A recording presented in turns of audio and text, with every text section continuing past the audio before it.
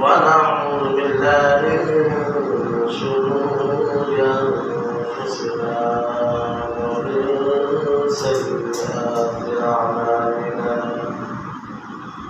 من يهده الله فلا مضل له ومن يضلل فلا هادي له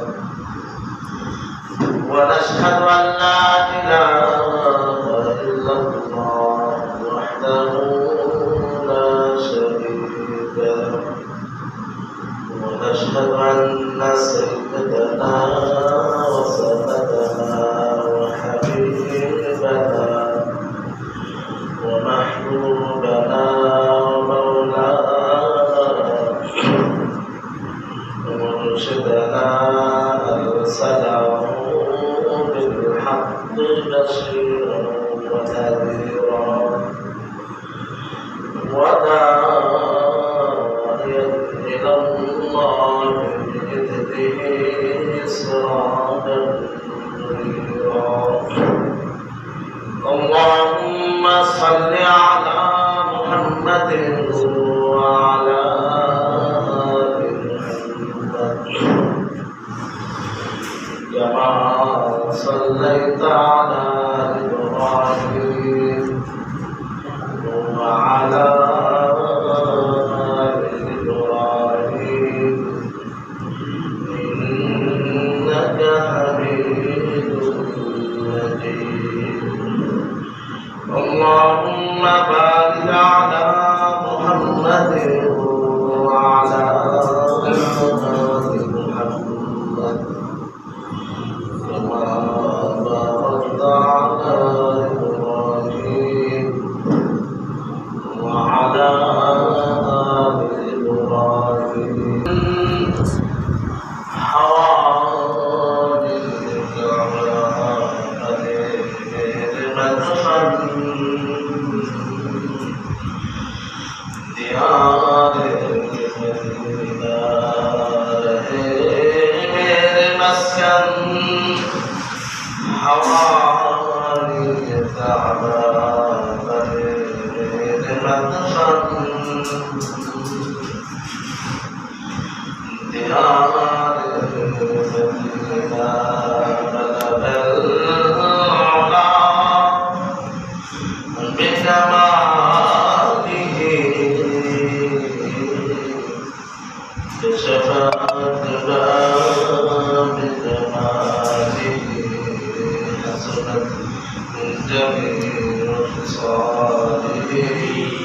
صلوا عليه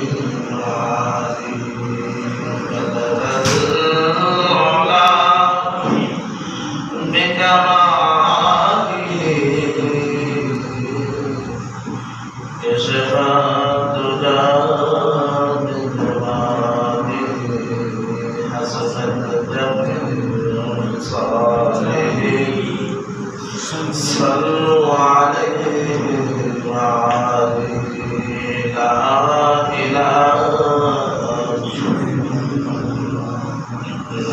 لا إله إلا الله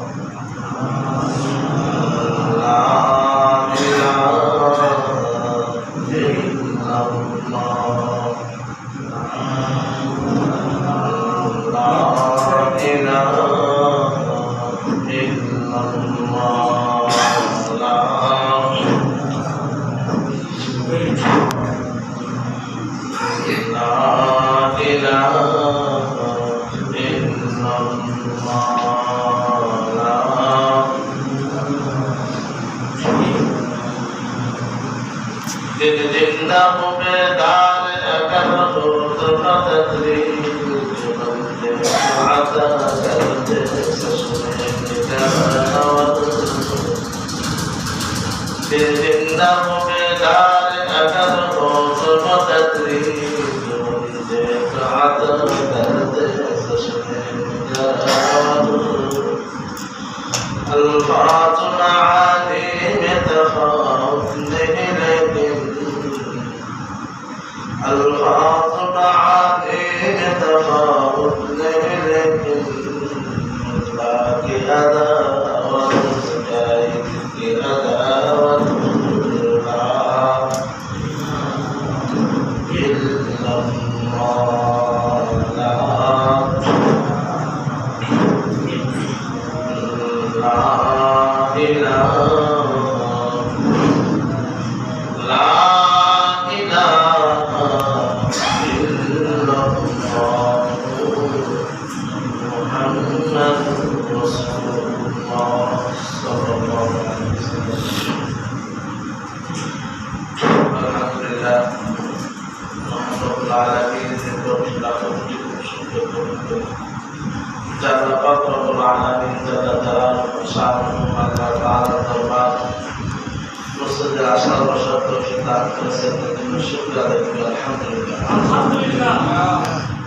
আল্লাহ রব্বুল আলামিন আমাদেরকে কাছাই করে বাছাই করে আল্লাহ তাআলার দরবারে মুতাকাব্বিরের কাতারে আসার বসার তৌফিক দান করেছেন, কিছু কথা শোনা বলার তৌফিক দান করেছেন। আমরা শুকর আদায় করি আলহামদুলিল্লাহ। হাঁটি পার পার করে দেখতে দেখতে কষ্ট বিরোধের মাঝ থেকেও শত কষ্ট করার পর থেকেও বিশাল পূজা যদিও মনে হয় এরপরও দেখতে দেখতে সময় শেষ। রমজান আমাদের কাছে যদিও অনেক কষ্ট, কিন্তু সাহাবাদের কাছে তাদের কাছে কষ্ট ছিল না, এজন্যই কষ্ট করবো না। তো আমাদের কষ্টের দিন তো শেষ হয়ে গেছে, তাই না? অল্প কয়েকদিন আছে। ইমানদার লোক যার ইমান পাকাপোক্ত, রোজা তাদের ভালো লাগে, তাদের কাছে বেদনা দেয় যে হায় সারাটা বছর যদি এভাবে রোজা রাখতে পারতাম, এভাবে আমল করতে পারতাম, সুশৃঙ্খল ভাবে যদি চলতে পারতাম, এলাকা পৃথিবীটা যদি এভাবে শান্তিময় চলত। এই রমজান মাস সারা পৃথিবীটাই ইহুদি খ্রিস্টানদের দেশ, এরপরও অন্তত পক্ষে এই রমজান মাসে অন্যরকম একটা ভালো কাজ করে। প্রতি কয়েকজন মুসলমান যদি একটা রাষ্ট্রে থাকে, তারপরও রমজান মাসে বোঝা যাবে যে মনে হয় রমজান মাস হচ্ছে আমল আখলাক ইত্যাদি পরিণত হয়ে যায় মানুষের। এজন্য ইমানদার লোকের জন্য, মুমিনের জন্য তো আফসোস করা দরকার। রমজান মাস চলে যাইতেছে, সামনের রমজানকে পাবো কিনা? রমজান চলে যাইতেছে, সামনে রমজান কি পাবো কিনা? তারাবি চলে যাইতেছে, সামনে তারাবি কি পড়তে পারবো কিনা? এরকম আফসোস করা। ব্যবসায়ী ব্যবসা করতে করার সময় ব্যবসার সিজন যখন শেষ হয়ে যায় তখন তার আফসোস হয়, আবার কত বছর কতদিন পর আবার ব্যবসা করবো, মাঝখানে লোডে থাকবে। আমাদের জন্য এটা একটা সিজন ছিল, আমাদের নিজের পরিবর্তনের একটা সিজন চলতেছিল, সিজন চলতেছে। তো আমাদের এই আমলের সিজনটা অল্প কয়েকদিন আছে। ইচ্ছা করলেও এই রোজা রাখতে পারবো না। রমজানের রোজা আর সারা বছর রোজা রাখা কি এক সমান? সারা বছর যদি রোজা রাখি, তারপরেও রমজানের একটা রোজা সম্পূর্ণ হবে না। আমরা যারা রোজা রাখছে, তারাবি করছে,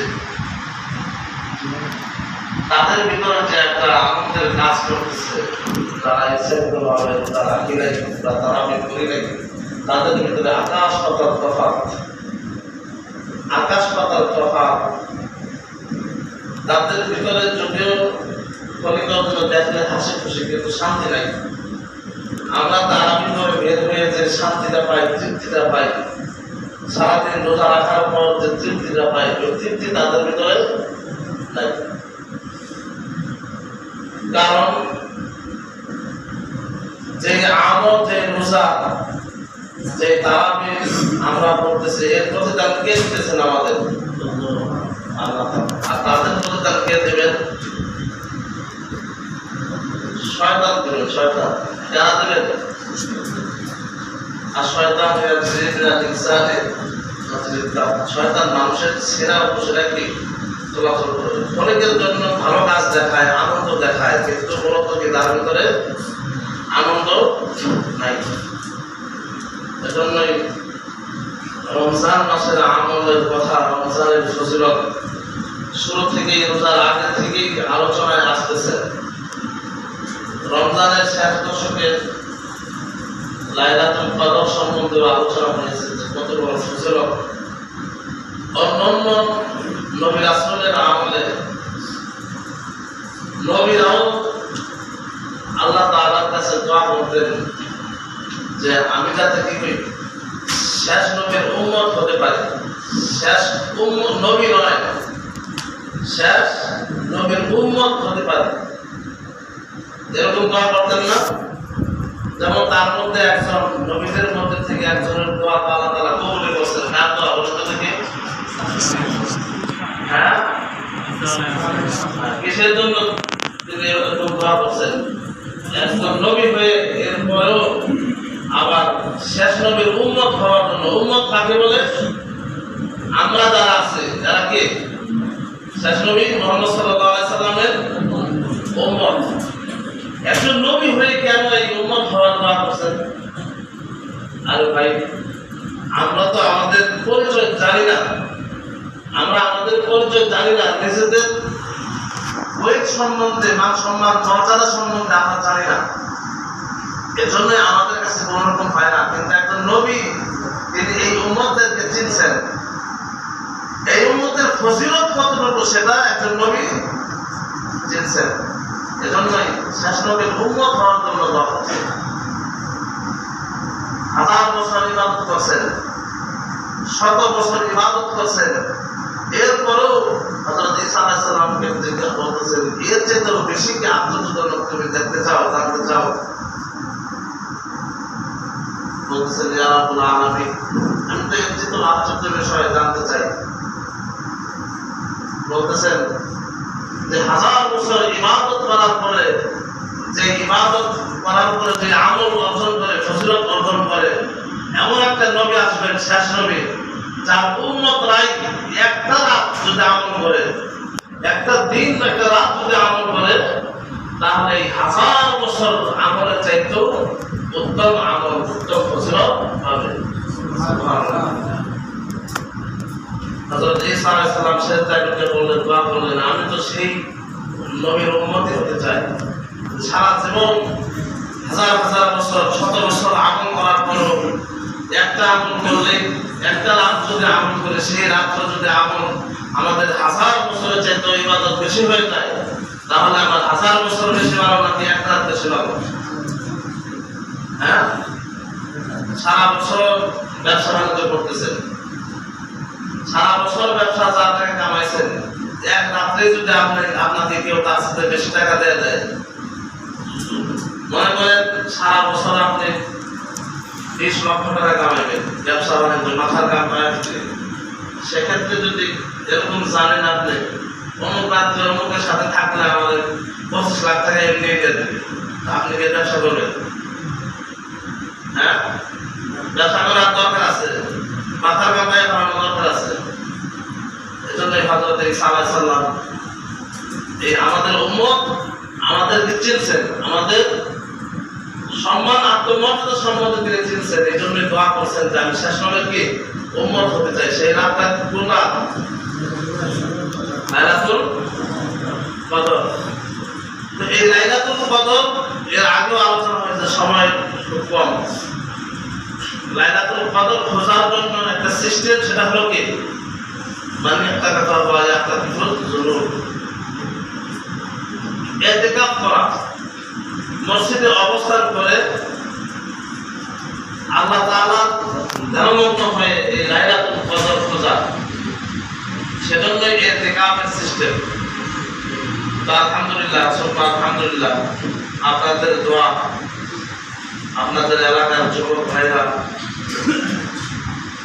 বলতে গেলে বলা হয় যে আমাদের মান সম্মান বাঁচাইছে, যে আমাদের সবার গুনার বোঝা কি কমায় দিয়েছে। কথা বলে না, ঠিক না? ইতিকাফ আলহামদুলিল্লাহ, আলহামদুলিল্লাহ, আমাদের মসজিদে 8 জন ইতিকাফ করছেন। সুবহানাল্লাহ, আলহামদুলিল্লাহ করেন না? কয়জন হয়েছে? 8 জন ইতিকাফ করছেন। তো ইনশাআল্লাহ ইতিকাফের সময় তো শেষ নাকি? সময় শেষ না? কয়দিন আছে আরো? হ্যাঁ, আর কয়েকদিন আছে, আরো 4-5 দিন আছে।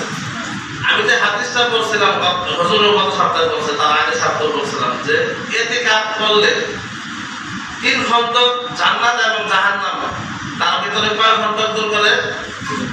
3 খন্দক দূরত্ব সৃষ্টি করে। ইতিকাফকারী এবং জাহান্নাম তাদের মাঝে 3 খন্দক সমপরিমাণ দূর করে দেয়। এক খন্দক কতটুকু?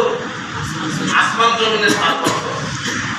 তো আসমান জমিনের পার্থক্য যদি এক খন্দক থাকে, সে হাদিসটা আপনি এই 10 দিনের ইতিকাফের কথা বলা আছে নাকি 1 দিনের ইতিকাফের কথা বলা আছে?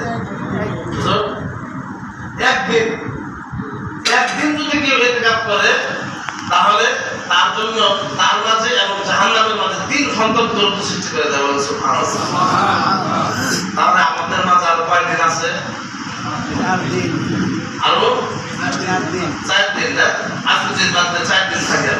তাহলে এই 4 দিন যদি আমরা ইতিকাফ করতে পারি তাহলে 3-4 কত খন্দক? 12 খন্দক। তো এই জাহান্নাম নিজের কাছে থেকে জাহান্নাম এই 12 খন্দক দূরে সরানোর জন্য 12 খন্দক বলতে এই 12তে আবার 3টা প্রমাণিত হবে 36 মানে 36 আসমান জমিন সম্পূর্ণ ধরে চলে যাবে জাহান্নাম। এটা কার কার দরকার?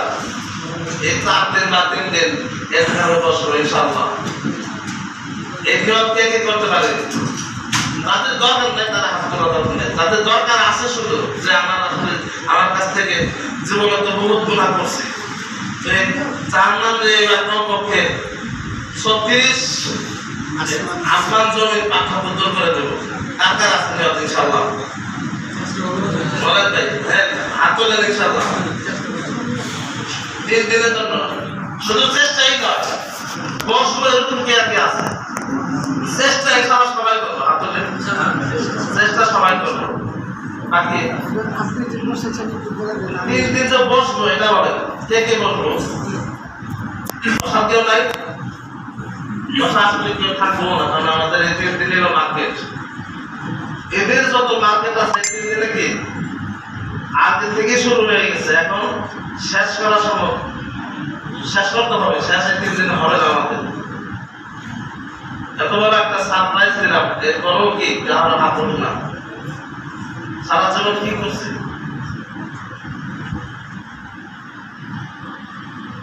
কেউ নাই এই 3 দিন বসার জন্য? এতে কেমন এখন তো মনে করেন আপনার খুব খুশি, তাই সবাই ধরা খাইতে না। আর তো বয়সে আর ধরা খাওয়ার তো চান্স নাই। আমার বয়সে সামনে বছর চিন্তা করবো নাকি? এছাড়া সামনে বছর 10 দিন বসার নিয়ত আছে। হ্যাঁ, অনেকেই আলহামদুলিল্লাহ আমার কাছে বলছেন যে হুজুর আমি ইনশাআল্লাহ সামনে বছর বসুন। আমাদের আমি ভাই দাওয়াত চাচা এরা বলছে সামনে বছর ইনশাআল্লাহ বসার চেষ্টা করবো। আল্লাহ তাআলা তাদের এই নিয়ত কবুল করুন। আমিন। কারা কারা বলছে মনে রাখবেন, আমি ভাই এবং দাওয়াত চাচা আমাদের সভাপতি সাহেব, এরা সামনে 10 দিন সামনে বছর যদি আল্লাহ তাআলা হায়াত দারাজ করে, আর হায়াতের জন্য আমরা দোয়া করবো। সবচেয়ে বড় দোয়া কি? তাদের হায়াতের জন্য আমরা দোয়া করবো আল্লাহ তাআলা তাদের হায়াত বাড়ায় দেয় ইনশাআল্লাহ। আমার রিজিক যদি থাকে ইনশাআল্লাহ আমিও বসার চেষ্টা করবো।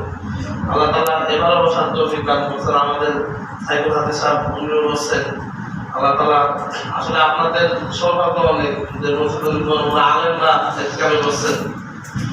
তো এই বিষয়ে মোটামুটি আলহামদুলিল্লাহ বয়ান হয়েছে ইতিকাফ সম্বন্ধে। যারা বসার নিয়ত আছেন যুবক ভাইরা তারা বসবেন। বাকি আরেকটা বিষয় আলোচনা করা দরকার গুরুত্বপূর্ণ, সেটা হলো এই শেষের অল্প কয়েকদিন আছে, শেষ দশক নাজাত চাওয়া বেশি বেশি আল্লাহ তাআলার কাছে। কি চাওয়া? ক্ষমা চাওয়া। নাজাতের এই 10 দিন বেশি বেশি কি চাওয়া? আল্লাহ তাআলার কাছে জাহান্নাম থেকে মুক্তি চাওয়া। সাথে সাথে মুক্তি চাওয়ার সাথে সাথে বেশি বেশি দান খয়রাত করা। বেশি বেশি কি করা? দান খয়রাত করলে কখনো তাদের টাকা পয়সা কমে না। যাকাতের মাসালা বলছিলাম, যাকাতের আলোচনাও বলছি, কিন্তু কতটুকু সারা দেয় জানি না। যাকাত দিতে গেলে মনে হয় যে কলিজা ফাইটে যায়। যদি সঠিকভাবে যদি বাংলাদেশের মানুষ যদি যাকাত আদায় করতো, গরিব আর থাকতো না। ঠিক, গরিব থাকতো না। কিন্তু আমরা আমাদের গরিবদের টাকা মাইরে খাই। যাকাতের টাকা এটা আপনার টাকা না, এটা গরিবদের হক। যদি আপনি রাইখে দেন তাহলে আপনি বড় চোর, বড় টাকা গরিবদের টাকা পয়সা মাইরা খেতেছে, এটা কোনো কথা নেই, আমার কথা না যে আমার সাথে রাগ করবি, বড় কথা তুমি গরিবদের টাকা মাইরা খাও। কার কথা এটা? কোরআন হাদিসের কথা। তো জাকাতের টাকা কার?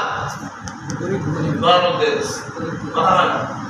গরিবদের হবে না, এটা দিতেই হবে আপনার। যদি না দেন তাহলে আপনি তাদের টাকা মাইরা যাবেন।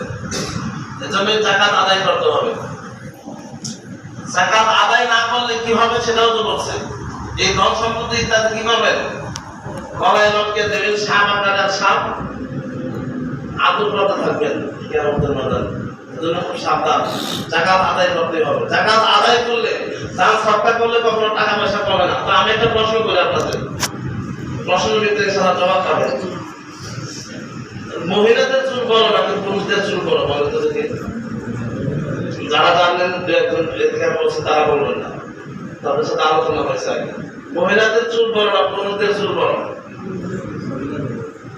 বলেন, যুক্তিতে যেটা আছে সেটা বলেন, আপনারা সাহস পান না। মহিলাদের চুল বড় না পুরুষদের চুল বড়? তাহলে পুরুষদের চুল বড় কে কে বলছে দেখি একটু? হ্যাঁ, তাহলে একটু বলেন কিভাবে বড়? হ্যাঁ বলেন।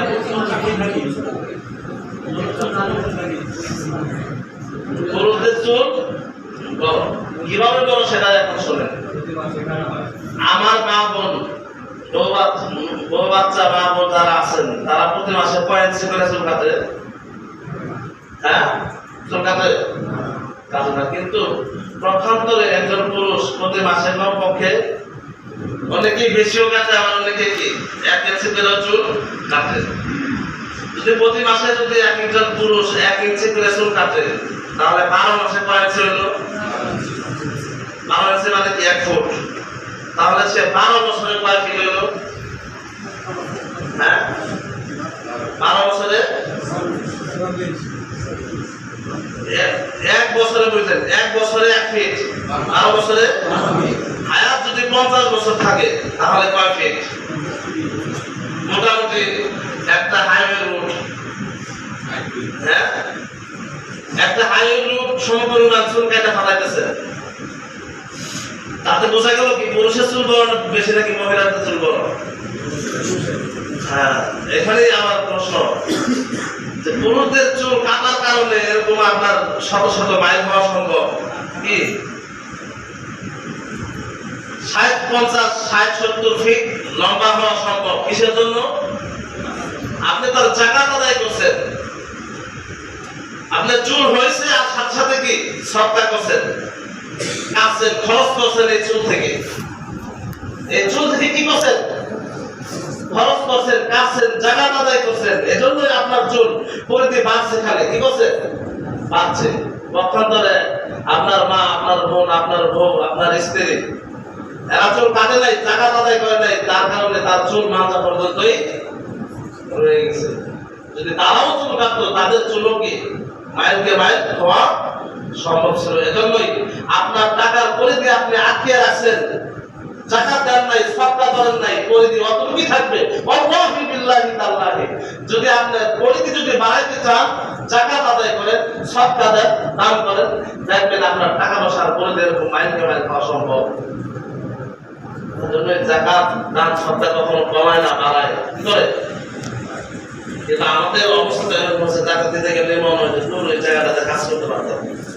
যদি এটা মনে রাখেন যে আমি যদি আমার দান সদকা বাড়াই, তাহলে আমার টাকা পয়সার পরিধিও কি বাড়তে থাকবে।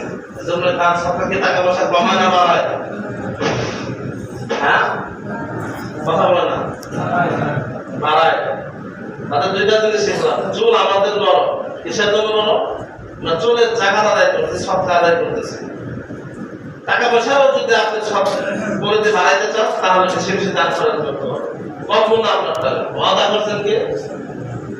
হ্যাঁ, ওয়াদা করছেন কে? ধন সম্পত্তি কার? আল্লাহ, আল্লাহ তাআলা। আমি যদি আপনার কাছে 1 লক্ষ টাকা দিয়ে বলি যে এই টাকাটা কি সবার কাছে মিলিয়ে দেন, আপনার কি খারাপ লাগবে? আমার টাকা আপনাকে আমি 1 লক্ষ টাকা দিলাম, হাতে দিয়ে বললাম যে সবাইকে দিয়ে দাও মিলিয়ে। যে দিবে তার কাছে কি খারাপ লাগবে কিনা? কেন খারাপ লাগবে না? টাকাটা কার না? তার না। টাকা আরেকজনের নির্দ্বিধায় দিয়ে দেবেন। তাহলে যদি আমরা এটা স্বীকার করি যে আমার টাকা পয়সা ধন সম্পদ সবগুলো আল্লাহ, সবকিছু আল্লাহ তাআলা, আল্লাহই বলতেছেন তুমি কি তোমার টাকা পয়সা আমার টাকা পয়সা থেকে দান সৎকার করো, যাকাত আদায় করো, তাহলে কিসের এত বাধা, কেন এত কষ্ট? টাকা পয়সা কার? এগুলো আদায় করা দরকার কি দরকার না? দরকার। যার যার জাকাত যতটুকু আছে, এর আগেও বলছে ওলামায়ে কেরামের সাথে পরামর্শ করে তারপর জাকাত আদায় করা, দেশে বেশি দান সৎকার করা। আল্লাহ পাক রব্বুল আলামিন আমাদেরকে দেশে বেশি দান সৎকার করার তৌফিক দান করুন। আমিন। এই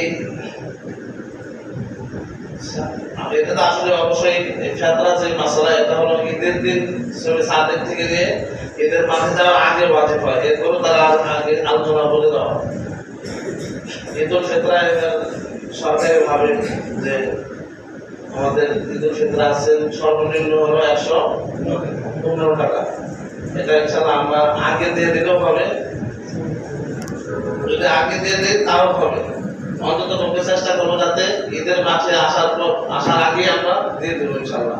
ওয়াজিব হয় কখন থেকে? সকাল থেকে ঈদের মাঠে যাওয়ার আগ পর্যন্ত, কিন্তু আগে দিয়ে দিলে আদায় হয়ে যাবে। অনেক সময় দেখা গেছে দিমো করে বলা আর কি নামাজ শেষ হলে তারপর দেওয়া হয় না, এজন্য আগে দিয়ে দেওয়া কি বর্তমানে ভালো। এটা দিয়ে দেওয়ার চেষ্টা করবো। কাদেরকে দেবেন? ঈদুল ফিতরা আছে, এই ফিতরাটা নিজেদের শৌখিন দ্রব্যদের উপরেও কি দেওয়া যায়।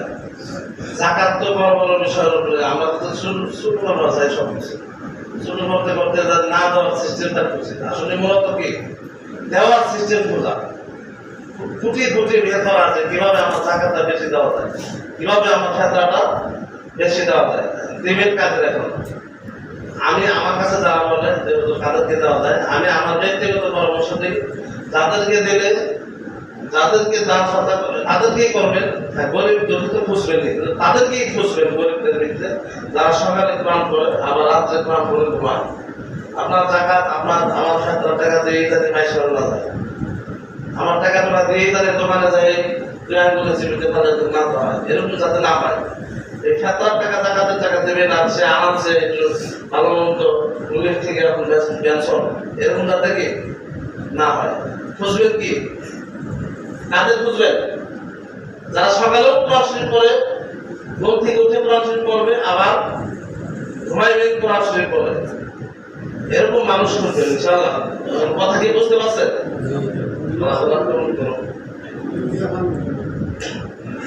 অবশ্যই পাওয়া যায় কোনো এটা কোনো কথা কি আপনার খুঁজে পান না নাকি দেখা দেবো? বুঝতে পারছে সবাই কি বুঝাইছে? আশা বুঝছিল না, কিন্তু এখন বুঝছে। যারা সকালে ঘুম থেকে উঠে কোরআন শরীফ পড়ে এবং শোয়ার আগে কোরআন শরীফ পড়লেই শোয়, আপনি কি খুঁজেন নাই? আপনি জান না কোনো একটা মাদ্রাসায় যায় খুঁজেন, তারা ঘুম থেকে উঠেই কোরআন শরীফ পড়তেছেন, ফজরের পরে ইয়াসিন পড়ে তারপর তাদের নিজেদের কাজ করবে। এরকম মানুষ খুঁজে টাকার সৎকার একটা আদায় করবে। আল্লাহ তাআলা আমাদের সবাইকে বোঝার তৌফিক দান করুন এবং এই রমজান মাসে যেভাবে রোজা আছে, যেভাবে রাখা দরকার ছিল সেভাবে রাখতে পারিনি, যেভাবে তারাও পাওয়া দরকার ছিল সেভাবে পারিনি। এরপরও আমাদের ভিতরে ভয় রাখা, রাসূলুল্লাহ সাল্লাল্লাহু আলাইহি ওয়াসাল্লাম বেশি বেশি ভয় রাখা, আমরা বোঝা কি কবুল করতেছি কিনা, আমার এই আমল